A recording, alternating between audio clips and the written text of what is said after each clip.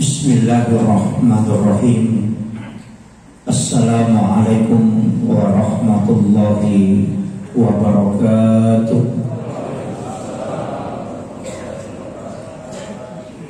Hadratul muhtaramin wal muhtaramat, ikhwan fillah, sedang jamaah salat subuh yang insyaallah dirahmati dan dimuliakan oleh Allah Subhanahu wa taala.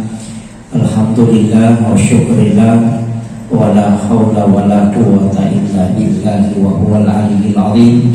Hasbunallahu wa ni'mal wakil, ni'mal maula wa ni'man nasir. Raditu billahi rabban wa bil islami dina wa bi Muhammadin sallallahu alaihi wasallam nabiyyan wa rasulan. Subhanallah wa bihamdihi adada khalqihi wa ridha nafsi wa zinata arsi wa midada kalimati. Subhanallah wa bihamdihi adada khalqihi wa ridha nafsi wa zinata arsi wa midada kalimati. Subhanallah wa bihamdihi adada khalqihi wa ridha nafsi wa zinata arsi wa midada kalimati.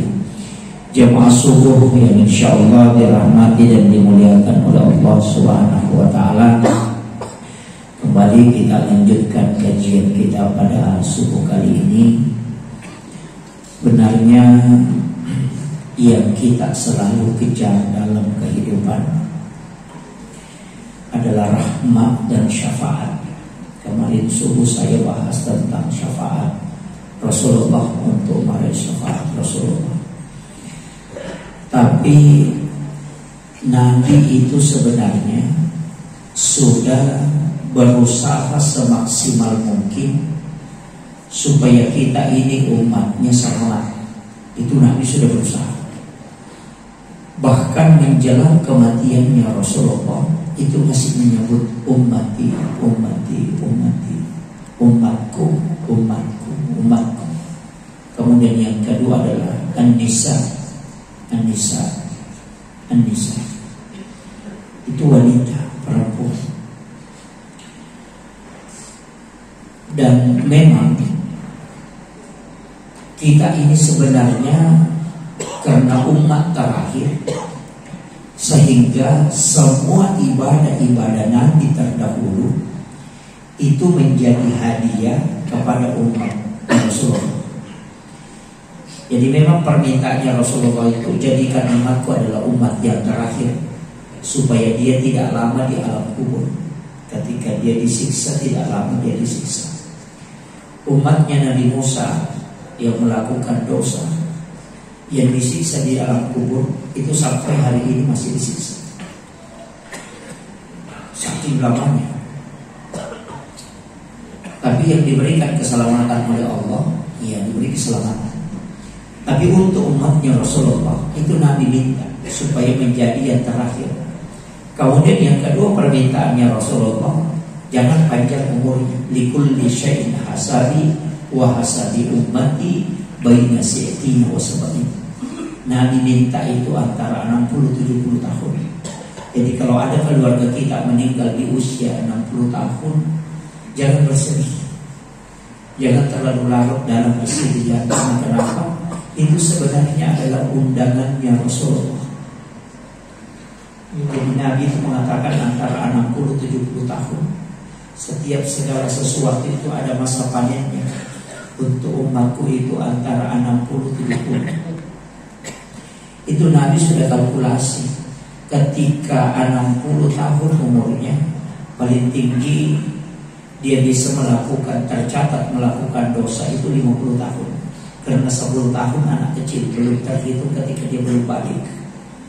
Jadi 50 tahun itu, dalam jangka 50 tahun, setiap sholat fardu yang dia lakukan itu adalah penghapus dosa dari sholat ke sholat. Sholat Jumat adalah penghapus dosa dari Jumat ke Jumat. Ramadan adalah penghapus dosa dari Ramadan ke Ramadan. Kemudian umrah adalah penghapus dosa dari umrah ke umrah. Begitu pula dengan haji. Sedekah juga demikian. Bahkan penyakit, kata Nabi, itu adalah penghapus dosa. Tidaklah orang yang tertusuk duri juga adalah merupakan, itu diampuni dosanya di sisi Allah. Jadi kita ini umatnya Nabi dapat berkah betul. Ketika disenangi oleh orang, berarti itu adalah tanda Allah meridhoi kita. Tapi ketika orang mencaci maki kita, benci kepada kita, itu ladang untuk mendapatkan banyak pahala. Kan begitu. Jadi sebenarnya dalam hidup ini tidak ada ketika kita dicaci berarti kita dapat transfer pahala. Seandainya orang tahu orang yang mencaci orang itu, maka dia tidak akan pernah mencaci, karena itu mengalir pahalanya kepada orang yang dicaci. Itulah makanya kalau kita pulang dari sholat berjamaah, kemudian melihat ada orang di pinggir jalan tidak boleh sholat berjamaah, jangan bilang orang celaka itu, orang apa, jangan. Doakan dia supaya Allah memberikan hidayah. Jangan sampai pahala kita habis. Ya, ini kan pangkal ini, Pak. Makanya dalam agama ini semua timbal balik itu, Pak. Kita diberi kesehatan oleh Allah itu tanda Allah memberi nikmat kepada kita. Tapi ketika kita diberikan penyakit, dua kemungkinan. Kalau Allah bukan menguji, kemungkinan Allah akan menghapuskan dosa-dosa kita. Jadi Nabi sudah minta semua itu. Ketika dia diberi nikmat begini, ketika dia diberikan ujian seperti ini, Nabi tidak minta kepada Allah supaya tidak diazab. Kita tidak diazab. Kemudian semua ibadah, semua aktivitasnya itu sudah menjadi ibadah. Makanya dari sinilah kenapa kita mesti nyambung ibadah. Kayak tadi sujud terakhir sholat subuh, mestinya kita niatkan memang untuk sholat Jumat itu supaya connect. Jadi kemana-mana kita nanti jalan tetap menuju ke sholat Jumat. Kalau kebetulan kita ke pasar kemudian kita kecelakaan meninggal, itu cuma malaikat Allah tanya dari mana dia dan mau kemana. Tadi dari sholat subuh menuju untuk sholat Jumat. Dan begitu. Makanya perjalanan itu ibadah selamanya. Jadi inilah cara mengikat kehidupan kita supaya tidak terlepas dari ibadah. Makanya Imam Nawawi di masjid ketika menulis hadis Arba'in Nawawi 40 hadis pilihan, itu mendahulukan di hadis pertama yang dia tulis adalah hadis tentang niat. Innamal a'malu binniyat wa innamal likulli imri'in ma nawa. Kenapa hadis tentang niat diutamakan? Karena semua aktivitas kehidupan dunia ini, mana lari ke dunia, mana lari ke akhirat, itu hanya tergantung pada niat, bukan perbuatannya. Jangan lihat katakan bahwa orang yang pergi pasar itu mengejar dunia. Oh tidak. Ketika dia berangkat ke pasar untuk mencari nafkah halal untuk anak istrinya, apa kata Nabi? Man kharaja fi baiti, siapa yang meninggalkan rumahnya untuk mencari rezeki halal Allah dan untuk keluarganya, maka dia berjihad di jalan Allah. Tukang ojek itu Pak bisa berjihad, padahal dia mengojek. Yang penting dia niatnya untuk mencari nafkah halal untuk anak-anak dan istrinya. Apalagi kalau dia niatkan, semoga ada bisa dipakai anakku sekolah di pesantren, semoga ada yang bisa saya gunakan untuk bersedekah di masjid. Oh itu mulia sekali. Jadi jangan katakan orang yang pergi mengojek itu dapat dunia saja, nanti ke masjid baru akhirat. Oh tidak begitu. Makanya agama ini diikat oleh niat. Itu pentingnya berniat sebelum berangkat. Tapi kalau ada tukang ojek mau berangkat, Nabi bilang mau pergi mengojek supaya dipakai bayar cicilan motor, itu sampai tua hanya dapat cicilan itu. Kan gitu. Makanya mesti diikat semua ini. Orang yang mau pergi mengajar jangan pikirkan gajinya, tapi bagaimana kita bisa mentransfer ilmu. Dan hadis Nabi, man kharaja min baitihi talibil ilmi fa huwa sahita tayati. Orang menuntut ilmu saja itu disebut jihad kata Nabi, apalagi orang yang mengajarkan ilmu. Dan yang mendapat bagian khusus adalah orang yang mengajarkan ilmu itu. Hanya luar biasa. Tapi Sayyidina Ali, apa kata Sayyidina Ali? Sungguh celaka orang yang tidak berilmu pengetahuan. Tapi masih sungguh celaka orang yang berilmu pengetahuan dibanding yang tidak berilmu pengetahuan ketika mereka tidak mengajarkan ilmunya, karena nanti akan dikekang di hari kemudian. Jadi nanti di hari kemudian itu Pak, bukan orang bodoh yang ditanya, tapi yang ditanya itu orang berilmu. Kenapa kau tidak ajarkan ilmu? Jadi yang dipepek kepalanya itu ustaz, bukan jemaah. Karena kewajiban orang yang memiliki ilmu itu mengajarkan ilmunya. Kemudian Sayyidina Ali melanjutkan, sungguh celaka orang yang mengajarkan ilmunya kecuali yang ikhlas. Wah, nah ini nih ikhlas susah sekali Pak. Ya, Kalau disebut ikhlas ya ikhlas ya. Ini tapi nanti kan yang ikhlas itu adalah rahasia Allah. Sampai-sampai malaikat Jibril pun tidak tahu. Makanya ada 6 dirahasiakan oleh Allah. Yang pertama yang dirahasiakan adalah kematian. Kemudian yang kedua yang dirahasiakan adalah rahmatnya. Kemudian yang ketiga yang dirahasiakan adalah kiamat. Kemudian yang keempat yang dirahasiakan adalah kematian.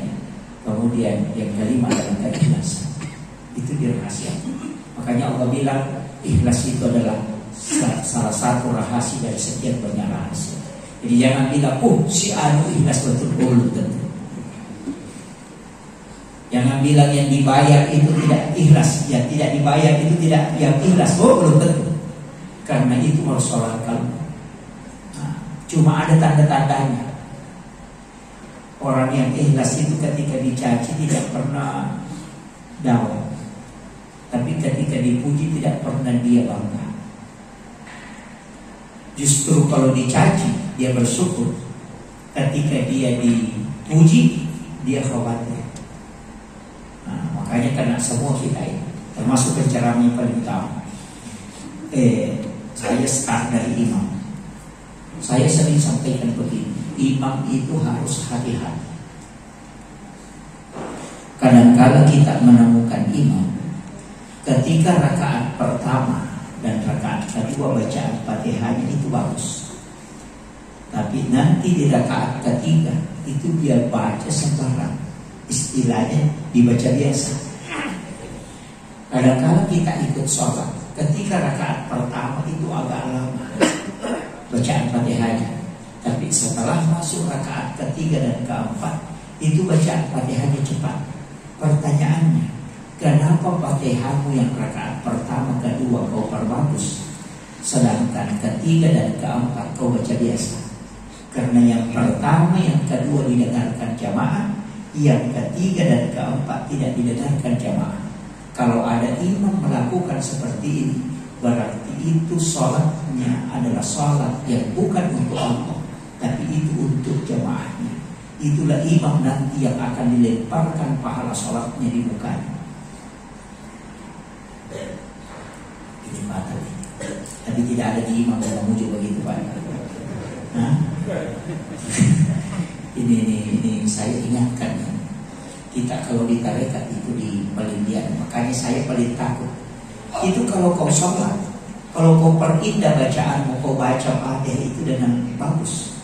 Tapi ketika tidak didengar jamaah, di rakaat ketiga hanya baca kadang terlalu cepat. Tapi kenapa di rakaat pertama kau tidak baca seperti itu? Karena didengarkan oleh jamaah. Berarti suaramu kau perindah bacaanmu untuk jamaahmu, bukan untuk Allah. Padahal engkau bilang inna sholati wa nusuki wa mahyaya wa mamati lillahi rabbil alamin. Ini fatal.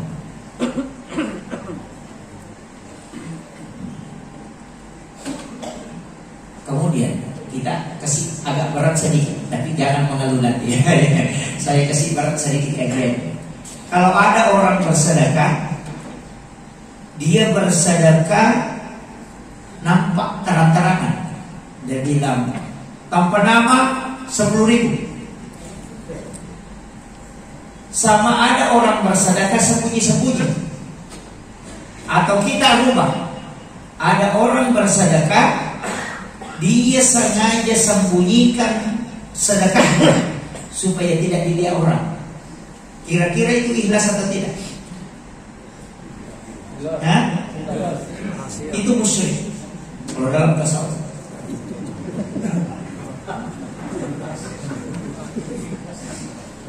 Kalau ada orang sembunyikan sedekahnya karena tidak mau dilihat oleh orang, karena tidak mau dipuji, maka itu musyrik kalau dalam tasawuf.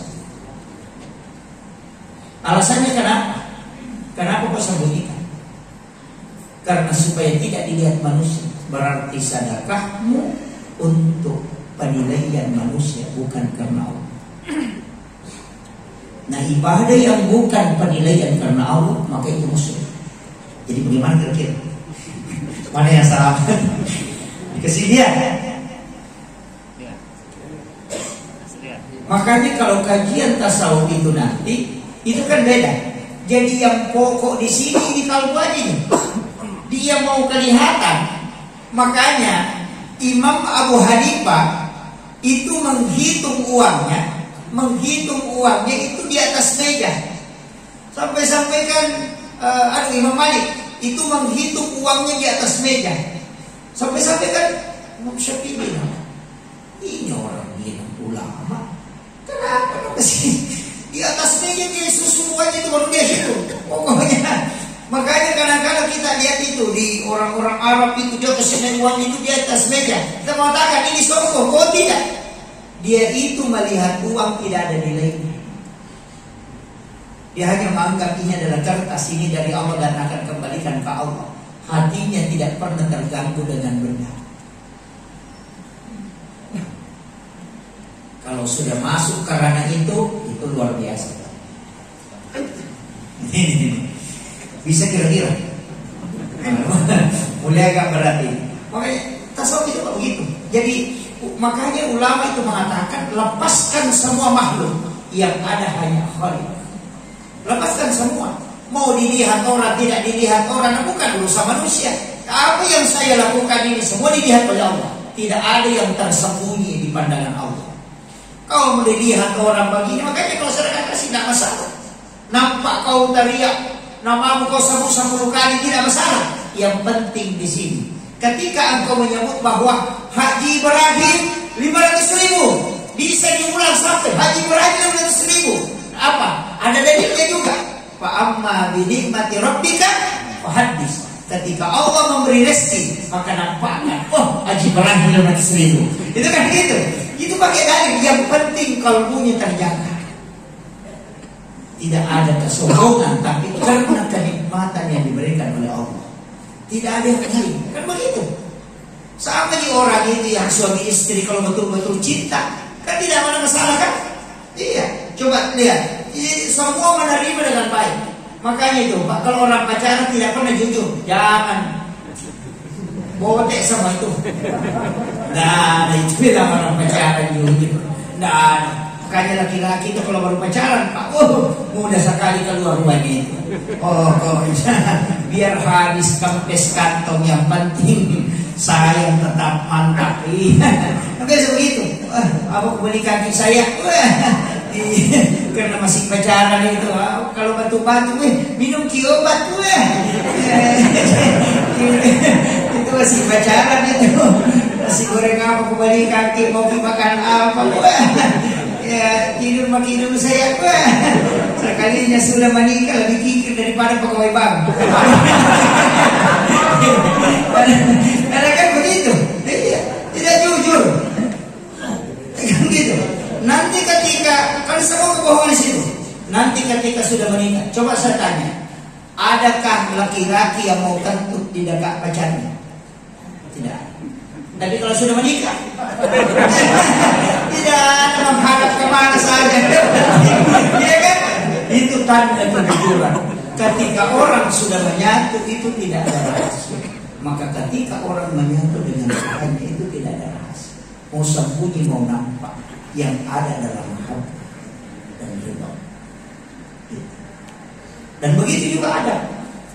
Kita kan hanya tidak boleh membuang air kecil menghadap atau membelakangi Ka'bah, kan gitu. Tapi kalau dalam tasawuf, meludah pun menghadap ke Baitullah itu tidak. Kalau dalam tasawuf itu tidak. Jadi makanya kalau naik ke atas itu agak berat. Makanya saya mulai dari pakaian, sama pakai parfum. Jangan bilang pakai parfum itu Pak berpahala. Oh, itu bisa musyrik. Bagaimana caranya pakai parfum bisa musyrik? Dalam tasawuf mengatakan ketika engkau pakai supaya orang mengatakan kau harum, berarti parfum yang kau pakai bukan untuk Allah dan Rasulnya, tapi hanya untuk manusia. Tapi ketika engkau menggunakan supaya didoakan oleh malaikat dan itu mengatakan inilah yang dilakukan Rasulullah sebelum melakukan sholat, maka engkau dapat pahalanya. Tapi kalau bilang supaya manusia menciumi supaya mengatakan orang harum, oh sudah, ibadahku bukan karena Allah, Makanya banyak ibu-ibu nanti itu masuk. Saya tidak bilang gitu. Tidak yang bilang. Kenapa? Banyak yang bermake up itu untuk orang. Kecantikannya bukan lillahi ta'ala. Nanti mau ke pesta baru didempul betul. Alis yang lurus dikasih bengkok ke atas. Ya kan begitu. Dia memperindah untuk siapa? Bukan untuk suaminya. Karena saya belum pernah temukan ibu-ibu hidangkan air panas untuk suaminya, alisnya dikasih bengkok. Masih lurus-lurus saya. Gitu. Artinya apa? Kecantikannya hanya ditampakkan untuk orang, dan itulah riya, dan itu akan mendapatkan siksaan kelak. Tua ya.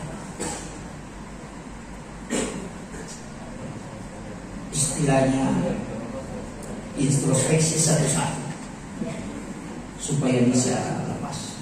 Makanya semua itu lillahi ta'ala. Kenapa kita selalu mengatakan inna sholati wa nusuki wa mahyaya wa mamati lillahi rabbil alamin. Belum itu lil jannah, belum. Ya gitu. Ada juga orang kan sholat karena mengejar surga. Ada yang sholat karena mengejar neraka. Oh, itu batal juga itu. Tapi mana? Itu kan batal juga. Kalau mengatakan sholat karena surga, berarti itu sholat karena makhluk. Surga itu kan makhluk, bukan khalik. Berarti kalau kau sholat hanya karena surga, berarti kau sholat karena makhluk Allah, bukan karena Allah. Makanya disebut di situ lillahi rabbil alamin, bukan lil jannah.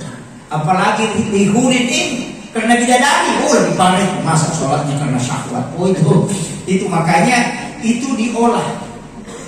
Itu diolah ya. Makanya mesti ada ibadah rahasia, Pak. Ini nih yang saya nukan. Mesti ada ibadah rahasia. Ibadah yang kita pun tidak tahu. Kita pun tidak tahu. Jadi lakukanlah ibadah yang kita tidak tahu bahwa itu adalah ibadah. Ya. Jadi bilang apa itu? Kemarin saya sempat sampaikan, bersedekah kita tidak tahu berapa yang disedekahkan, berapa siapa yang disedekahi, dan kita tidak tahu. Dia juga tidak tahu siapa yang mensedekah. Memberikan pembayaran ke pondok pesantren, penghafal Quran itu anak-anaknya kita tahu, tapi kita tidak pernah lihat orang. Dia pun tidak pernah lihat kita. Tidak usah pakai nama, kasih tahu saja pembinanya. Nanti saya tanggung santrinya satu di situ. Tapi jangan kasih tahu bahwa saya membantu. Nanti ketika anak ini keluar, kita ketemu, kita tidak pernah tahu bahwa kita yang dulu yang membantunya waktunya di sekolah. Dia pun tidak tahu bahwa kalau kita yang membantunya dulu. Maka itulah orang kata Nabi, tidak dibawa ke siratal mustaqim. Baru berjalan menuju kepada masyar, itu malaikat sudah menjemput, kemudian dibawa ke ila rafiqil a'la. Itu tidak dihitung Pak. Kalau yang pakai tanpa nama itu masih ditahan. Apalagi yang sumpah anak yatim pakai amplop baru disortir, masih dimelender. Nah, prosesnya. Tidak mudah. Makanya dalam kehidupan ini bertahap. Saya pun masih jauh dari situ. Jadi kita masing-masing bertarekah, artinya masih berjalan. Tarekah itu kan jalan. Kita ini bolak-balik dari rumah ke masjid, itu tarekah juga itu. Jamaah tabligh yang kemudian keluar 3 hari itu bertarekah itu. Iya. Jadi semua orang itu yang menuju ke kebaikan, dia sudah tarekah itu jalan. Dan ingat, 1000 karamah, 1 istiqamah itu masih lebih utama 1 istiqamah daripada 1000 karamah. Kelebihan-kelebihan dimiliki oleh orang daripada yang istiqamah itu ya cukup. Makanya wirid zikir itu jangan tinggalkan. Sesudah sholat subuh begini, walaupun bukan bulan Ramadan, Pak, jangan hanya Ramadan.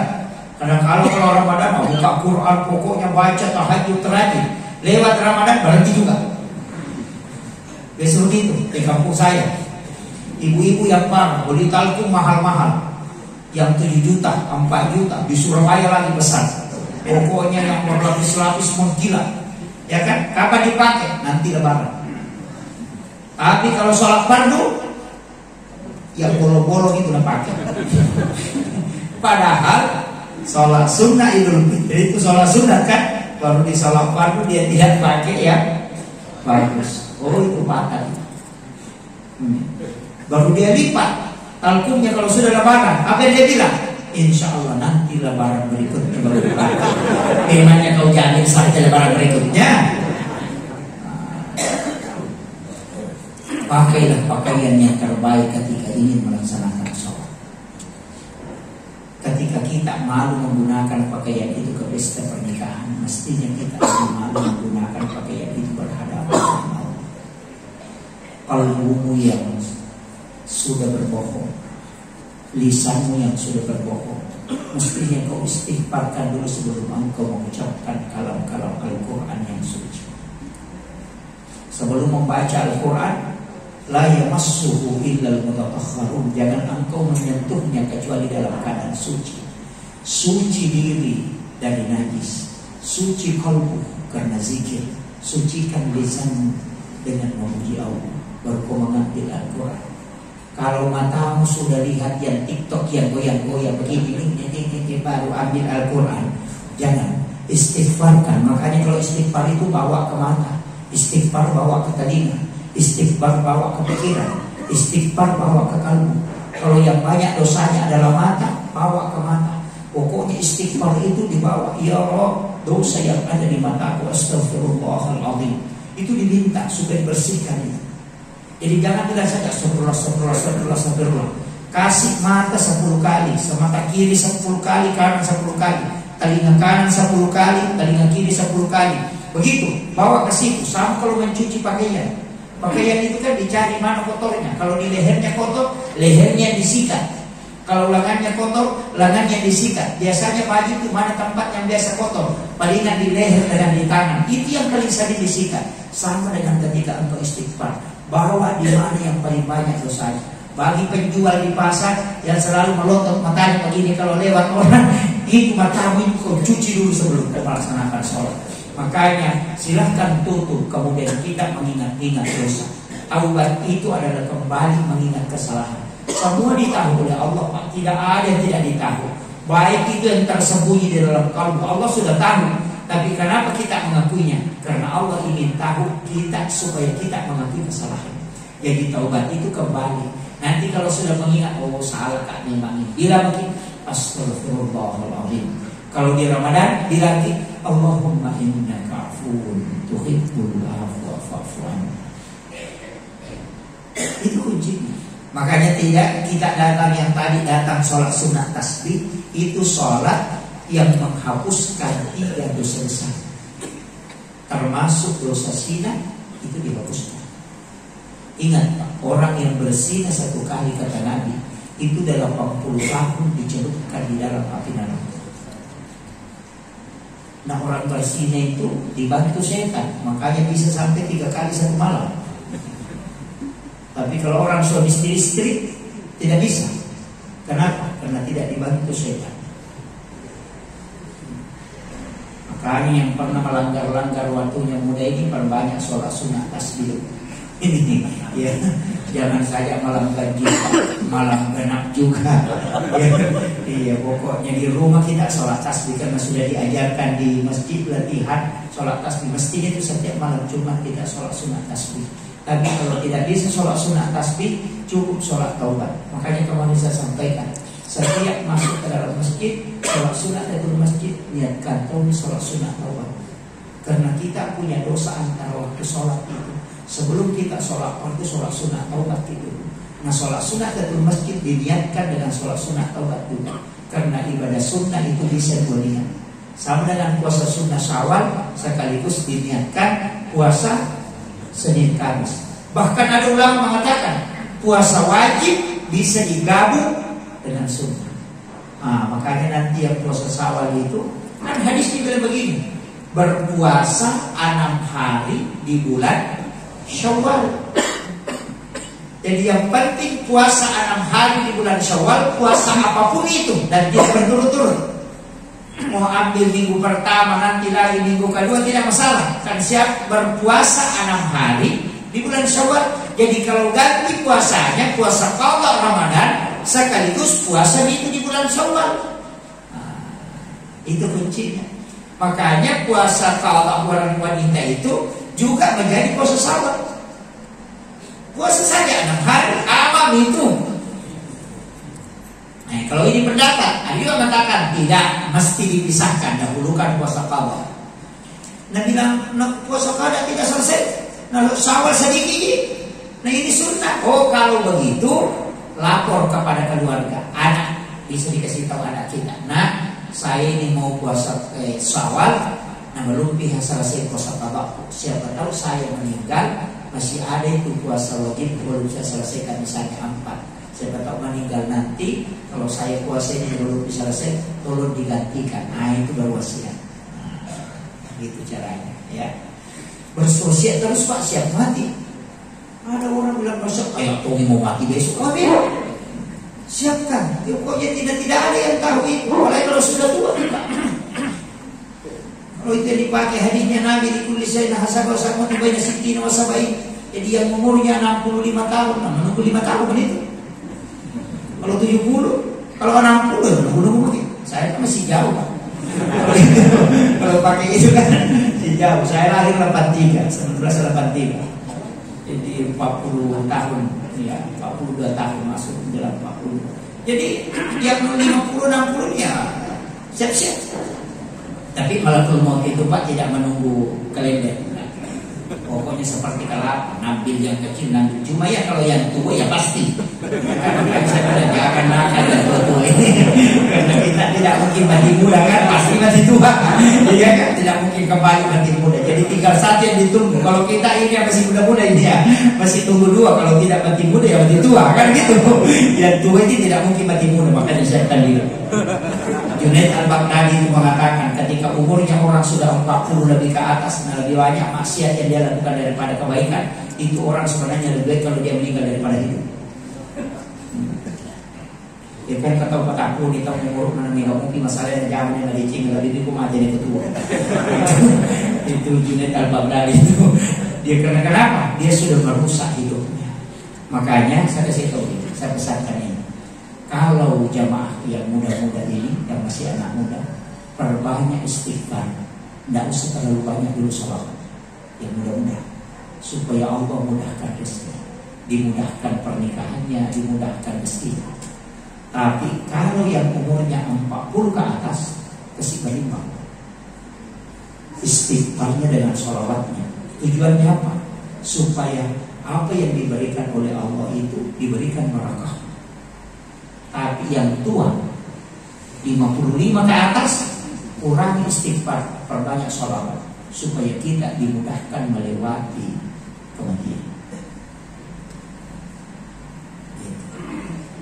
Jadi jangan beriman. Kalau sholawatnya 1000, istighfarnya bisa 500. Tapi yang muda dibalik 1000 istighfar, 500 saja sholawat. Karena istighfar itu membuka semua itu. Apalagi yang muda itu banyak dosanya, karena masih tinggi syahwatnya. Tapi yang tua juga sekarang. Bukan yang muda saja, yang tua juga ini, apalagi yang pirang-pirang rambut itu. Tidak ada di sini. Ada pertanyaan kemarin itu ya. Jadi ini penting saya wasiatkan ya. Makanya tetap periksa semua Pak. Kalau kita mau pakai baju itu karena lillahi ta'ala. Kita mau pakai pakaian itu parfum itu lillahi ta'ala. Ya. Jadi ketika kita bahkan mau makan saja, itu betul-betul kita doakan itu. Makanya saya itu kalau sebelum makan itu pasti berdoa. Pasti berdoa. Bukan hanya membaca Allahumma barik lana itu bismillahirrahmanirrahim. Itu doa paling pendek itu. Kalau mau makan, minta makanan itu memberikan keberkahan. Minta makanan itu supaya menjadi obat ketika masuk. Minta makanan itu supaya masuk ke dalam tubuh itu untuk memudahkan kita dalam beribadah. Minta makanan itu supaya membantu kita dalam kekhusyuan. Minta makanan itu supaya menghindarkan kita dari dosa. Minta makanan itu supaya memberikan nur dalam kalbu kita. Itu tujuannya makanan. Makanya kalau mau minum air itu lihat. Itu namanya satu kali minum itu bisa mengisi sampai 10 barakah. Iya. Bahkan ada riwayat itu mengatakan siapa yang minum, jadi bismillahirrahmanirrahim, diminum 1 teguk, baru lepas alhamdulillahirabbil alamin. Baru bismillah lagi, baru diteguk, baru lepas alhamdulillahirabbil alamin. Bismillah lagi, baru diminum, baru lepas baru alhamdulillah rabbil alamin. Siapa yang minum seperti itu kata Nabi, selama air itu masih ada di dalam perutnya, dia tidak akan melakukan dosa besar. Itu yang kita. Nah kadang kita kalau minum satu kali diangkat. Ada bahkan pernah saya dapat orang minum itu Pak, mulutnya saja yang goyang.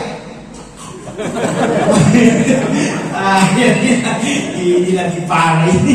Iya, itu minuman itu besar pengaruh. Jadi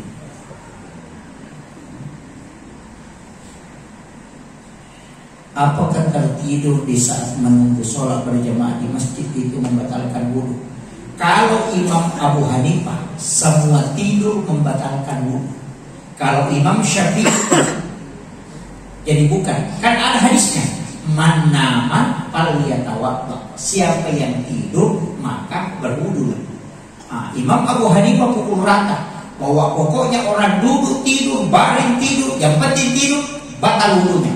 Makanya ketika orang khutbah Jumat tidur, itu batal sholat Jumat.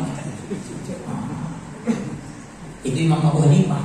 Imam Syafi'i tidak. Kenapa? Karena ternyata sahabat-sahabat Nabi itu ketika menunggu waktu sholat tidur. Bahkan kadang ada yang baru itu, tapi ketika masuk waktu sholat tidak pergi lagi berwudu, jadi langsung saja bangun untuk sholat.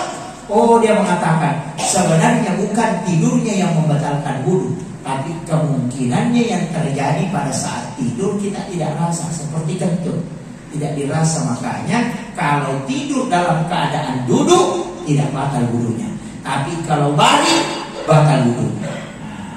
Itu pendapatnya Imam Syafi'i. Ya, jadi kalau ada orang duduk kemudian duduk tidur, sama kalau khutbah Jumat kan banyak itu jamaah biasa tidur, tapi di Imam Wujud tidak. Jadi kadang banyak tidur, makanya Imam Syafi'i itu melarang khatib itu lama. Jadi saya baca khutbahnya Nabi itu paling lama itu 7 menit, dan Nabi itu tekan suaranya kalau khutbah sampai merah muka, kemudian dia pegang tongkat, dan itu Nabi khutbah itu tidak ada jeda. Kenapa? Supaya jamaahnya tidak tidur. Dan paling lama 7 menit. Makanya kalau ada khatib itu teriak 7 menit saja khutbah, tidak tidur orang itu. Iya. Tapi kalau khutbahnya sampai 45 menit, tidur itu orang. Ada bahkan jamaahnya 3 kali bermimpi belum bisa selesai. Lagi nyanyi tidurnya itu. Imam Syafi'i apa kata dia bilang? Apa dia bilang? Ketika ada khatib lama dia khutbah, kemudian jamaahnya tertidur, maka khatibnya yang berdosa. Karena kenapa? Dia yang melanggar hukum. Jadi bukan orang yang tidur itu yang berdosa, tapi khatibnya. Makanya Nabi mengatakan lebih afdalnya itu lebih lama sholatnya dibanding dengan khutbah.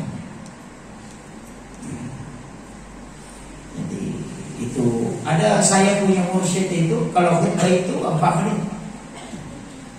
4 menit. Dia baca pujian, baca satu hadis, baca ayat, kemudian dia jelaskan sedikit, baru dia tutup. Tidak ada memang orang tidur. Kalau orang berwudu ketinggalan kok. Ya. Jadi memang ini juga penting. Kadang-kadang kita akan hati mutar-mutar sampai ke Amerika, Perancis, apa pokoknya dibahas semua. Jemaahnya tidur. Pulang apa yang bilang hati tidak tahu. Tidak masalah. Kemudian apakah rumah yang tidak ditempati hanya sebagai investasi saja, itu apa harus dikeluarkan juga zakatnya sebagai zakat harta? Betul. Harta yang diniatkan ketika diadakan itu sebagai aset, maka dia disakatkan, karena dia bukan pribadi. Beli BTN karena aset tidak dijual, nanti kalau saya tahu bisa dijual, itu aset namanya, bukan rumah pribadi. Kecuali rumah itu ditempati, beli BTN itu ditempati, kehidupan sehari-hari itu tidak disakati, walaupun harga rumahnya 1 miliar, itu tidak disakati. Mobil pribadi juga tidak disakati, tapi kalau mobil itu dipakai manggrek atau dipakai pengusaha, maka dia disakati. Jadi rumah yang ditempati, yang tidak ditempati dengan niat bukan aset, itu tidak disakati. Tapi ketika dia niatnya dibeli aset, maka itu disakati. Sama aja emas, Ibu-ibu kadang beli emas itu dan bilang, nanti kalau mahal bisa dijual. Oh, itu aset, bukan perhiasan. Makanya ibu-ibu ketika punya emas 85 gram dan itu emasnya tidak dipakai sehari-hari, tidak menempel di tubuh, dan tiada pernikahan baru dipakai, oh, itu kena sakit. Karena dia bukan perhiasan, cuma modelnya perhiasan, tapi bukan perhiasan. Karena perhiasan itu yang menempel sehari-hari. Ada kan dia tadi dong, 85 gram dimiliki 1 tahun, itu kena sakit. Makanya kalau mau selamat, kalau sudah mau masuk 1 tahun, jual 5 gram atau jual 2 gram. Nah, kena sakit itu karena kurang. Nah, nanti lewat lagi baru beli lagi 2 gram itu, kembali lagi 85. Insya Allah tidak dibakar, cuma dikasih masuk di dorong baru dibakar. Assalamualaikum Ustaz, jika kita berkorban atas nama kepala keluarga suami, maka pahalanya akan mencakup satu keluarga. Jika suami sudah meninggal, wafat, dan masih berkorban atas namanya, apakah pahalanya masih mencakup satu keluarga? Terima kasih. Begini, ada namanya sunnah kifayah, ada namanya sunnah ainiyah. Sunnah kifayah adalah sunnah yang dilakukan secara langsung. Makanya ketika berkorban, namanya suami yang masuk. Nanti suami niatkan, kurban ini untuk diriku, istri dan anak-anakku. Suami mendapatkan sunnah ainnya, istri mendapat sunnah kifayahnya. Nah, makanya kalau berkurban atas nama suami saja, tapi jangan atas namakan satu keluarga. Nanti suami ini meniatkan untuk keluarganya. Karena Nabi itu kalau berkurban begitu, kambing ini saya sembelih untukku, istri dan anak-anakku. Nah, makanya 1 ekor kambing itu bisa sampai 10 orang, cuma 1 nama. Kalau misalnya istrinya 4, iya kan? Makanya Nabi kan tidak menyembelih banyak kambing, 2 aja dia sembelih. 1 untuk diri, istri dan anak-anaknya, 1 untuk umatnya tidak mampu berkurban. Orang miskin itu yang tidak mampu berkurban, Nabi yang kurbankan itu. Jadi sebenarnya kita itu kan mudah sekali Pak, cuma kadang kita itu wah, juga ini nggak masuk di saya, betul nggak masuk? Oh tidak, kau sudah ikut. Ketika suaminya mengatakan kurban ini untuk diriku, istri dan anak-anakku, kasih ikut. Tapi jangan disebut kurban ini untuk Abdurrahman, Siti, kita kepada tidak, cukup mengikutkan. Makanya disebut sunnah ainiyah yang dilakukan oleh suami, istri mengikut mendapatkan pahalanya, disebut sunnah kifayah. Jadi bukan hanya wajib itu yang ada wajib fardu ain, ada fardu kifayah, dia sunnah. Bagaimana dengan ketika suami meninggal? Apakah dia diatasnamakan? Begini, kalau suami meninggal atasnamakan istri karena dia sudah jadi kepala keluarga. Istri baru dia niatkan untuk anak-anaknya sekaligus suaminya. Dia lagi yang kasih ikut suaminya.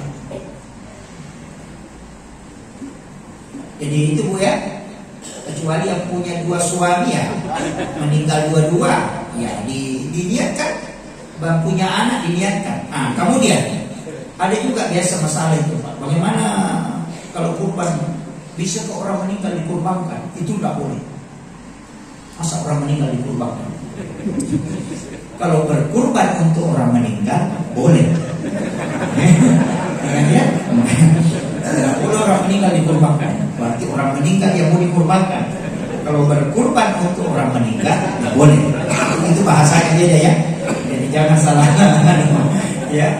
Jadi kalau orang meninggal itu disebut namanya yang dikasih masuk itu sedekah kurban. Itu tidak boleh diambil, mesti disedekahkan semua. Tidak ada bagian kita. Sedekahkan semua. Kurban nasar, sedekahkan semua.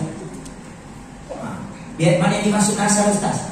Kalau saya begini, kalau nanti laku rumahku, mau jual rumahku, kalau laku berkurban, itu niat atau nasar? Nasar. Atau saya bilang, kalau naik nanti panen padi ini, mau berkurban, itu niat atau nasar? Bukan, Itu niat. Niat. Kalau laku rumahku mau kak berkorban, itu niat, bukan nasab. Ini mobil mau kak jual, kalau laku nanti mobilku berkorban kak, itu bukan nasab, itu niat. Kapan dia jadi nasab? Nanti itu kak. Kalau nak beli orang mobilku 500 juta berkorban kak, itu baru nasab. Paham ya? Sama ini kalau ke PNS, kalau keluar digaji nanti berkorban, niat gitu. Bukan nasab. Sama kita tadi, kalau naik padi dapat sempat dipanen nanti mana dapat kurban, bukan berkurban. Itu niat. Tapi kalau bilang kalau naik ini motor berkurban, nah, itu nasab. Jadi menetapkan jumlah rezeki baru mau melakukan ibadah disebut nasab. Tapi ketika ada rezeki yang kita tunggu kedatangannya, kemudian kita melakukan kebaikan, itu niat namanya. Beda ya? Kalau bilang kalau laku rumahku ini mau berkurban, niat gitu. Kecuali kita bilang kalau nak beli orang 500 juta berkurban. Makanya kalau nak beli orang di rumahnya 499 juta 500 tidak berkurban. Kurang 500 lah sedikit. Ini penting. Makanya nanti apa yang dibilang Nabi? Jangan terlalu banyak bernasar. Karena nasar itu adalah tempatnya beribadah orang kikir. Boleh bernasar tapi jangan terlalu banyak, karena tempatnya beribadah orang kikir. Betul Pak? Kalau dapat jiwa nanti dapat di rumah 500 juta, sedekah. Kalau tidak. Dia mengatur Allah itu bilang kasih sekian baru kasih ke ini. Begitu. Makanya itu tidak boleh banyak nasar. Ya, tapi boleh bernasar ya, karena itu adalah doa. Kemudian, Assalamualaikum Ustaz, adakah amalan atau dengan khusus agar anak dimudahkan memperoleh rezeki, mendapatkan pekerjaan dan dipermudahkan pasangan hidupnya? Oh banyak sekali maunya ini. Dimudahkan memperoleh rezeki, mendapatkan pekerjaan, itu pekerjaan rezeki juga. Dimudahkan pasangan hidupnya, itu juga rezeki itu. Begini. Saya ingin kasih amalan sederhana. Satu kunci. Orang tua itu baca surah Al-Insyirah jangan kurang 100 dalam sehari. Tidak usah pikirkan anak-anak kita. Kalau mengamalkan itu insya Allah anak-anak itu akan ditempatkan di tempat yang benar. Tapi 100 kali dalam sehari ya. Kapan saja waktunya, yang penting cukup 100. Baru minta berkah. Insya Allah. Itu amalan yang paling mudah. Itu semua. Surah Al-Insyirah itu adalah surah yang dihadiahkan langsung oleh Allah kepada Rasulullah. Dan siapa yang membaca itu pasti dimudahkan kehidupan. Itu aja kunci. Itu yang paling gampang. Assalamualaikum. Bagaimana caranya menghakikah orang besar? Apakah ada pemotongan rambut? Ini kalau mau digendong ini gak bisa dijelaskan.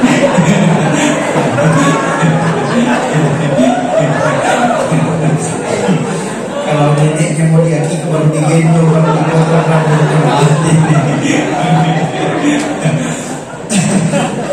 Begini, orang besar yang diakikah itu sama dengan anak kecil, sama dengan akikahnya sama. Namun untuk pemotongan rambutnya tidak usah, karena yang dianjurkan dipotong itu dalam rambut bayi. Tidak usah. Apalagi kalau mau digendong baru digunting rambutnya merasa. Pak Imam angkat tangan itu. Barasanji ketika ada akikah itu bukan wajib, dan itu juga tidak termasuk sunnah. Itu menjadi adab tradisi yang kemudian dianggap mustahab.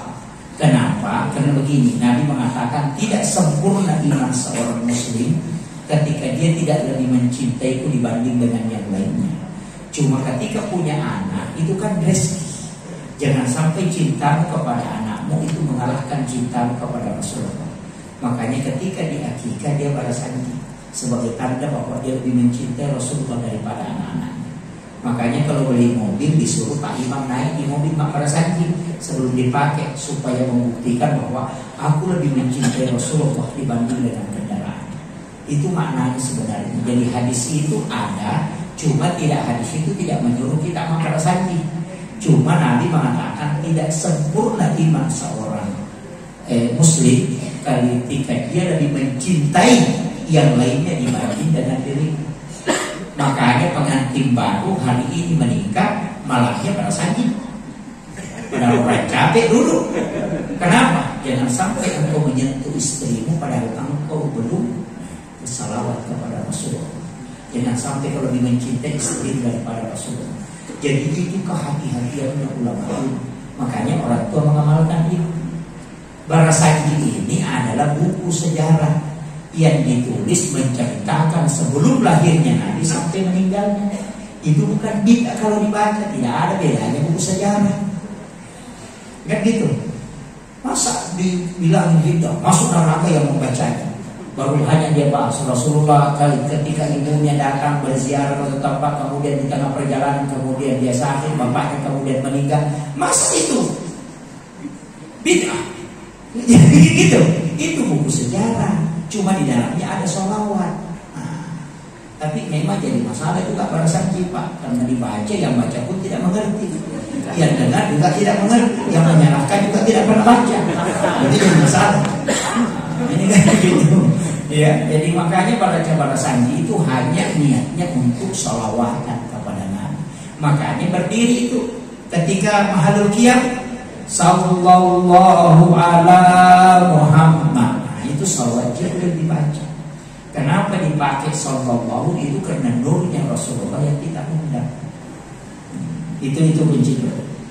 Saya kira masih ada satu. Apa? Oh ya sudah habis.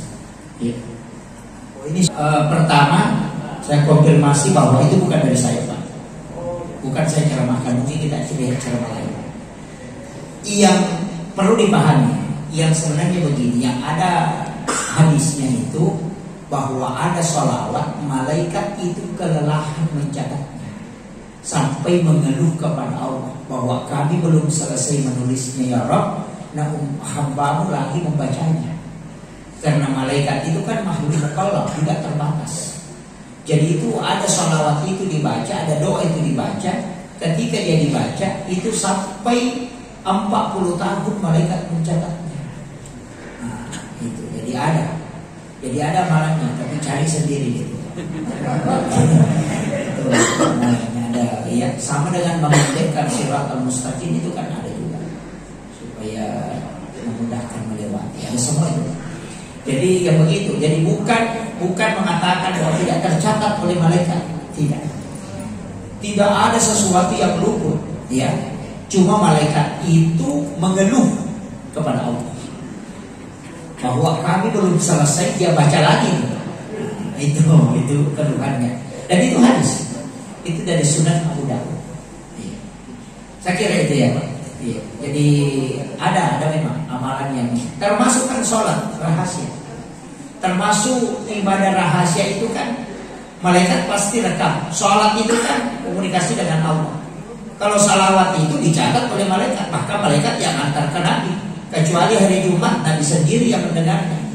Ada salawat 1 kali, itu dilakukan malaikat bersalawat ke kita 10 kali. Tidak ada salawat tidak terdeteksi Pak. Cuma salawat ada yang malaikat kelelahan mencatatnya. Sampai kewalahan dia tidak bisa mencatat sampai selesai.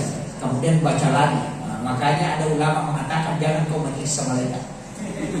Nah, baca inilah cukup sekali, itu malaikat sudah tersiksa itu. Iya.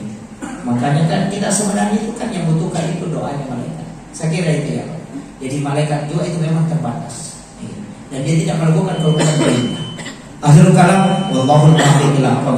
Assalamualaikum warahmatullahi wabarakatuh.